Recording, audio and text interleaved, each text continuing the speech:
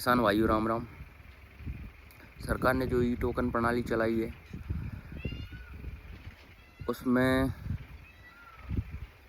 जो भी फसल के लिए आप खाद ले रहे हो और जो फसल आप खेत में बोना चाहते हो उसी फसल के लिए खाद लें आप, और ई टोकन में वही फसल चढ़ाएं। ये आपको आने वाले समय में बहुत सारी समस्याओं का सामना करना पड़ेगा। जैसे कि मान के चलो, अगर आपने सोयाबीन लगाया है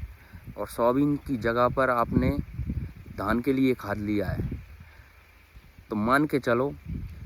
अगर किसी भी तरीके से आपकी सोयाबीन ख़राब होती है तो जिस खेत में आपने सोयाबीन लगाई है उस खेत में अगर आपने धान चढ़ा दी तो धान बाद में भी धान ही आएगी उसमें। और आपको जो सरकार की तरफ से बीमा है या फिर सोयाबीन का पंजीयन मान लो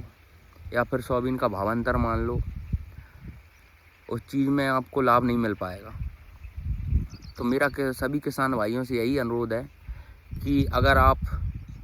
जिस खेत में आप धान लगा रहे हो तो उसमें धान के लिए खाद लें, और जिस खेत में आप मक्का लगा रहे हो उसमें मक्का के लिए खाद लें, और जिस खेत में आप सोयाबीन लगा रहे हो उसमें सोयाबीन के लिए खाद लें। अगर ऐसा नहीं करते हो आप, आज जो ई टोकन पर चढ़ गया जो भी फसल, तो वो बाद में वही फसल रहेगी आपके आने वाली अगली फसल तक। मतलब अभी खरीफ का सीज़न चल रहा है, आगे रबी की फसल में दूसरी फसल चढ़ेगी, लेकिन रबी की फसल तक आपकी जो खसरे हैं ना, उनमें वही फसल चढ़ी रहेगी और उसी आधार पर आपके आगे सर्वे होंगे।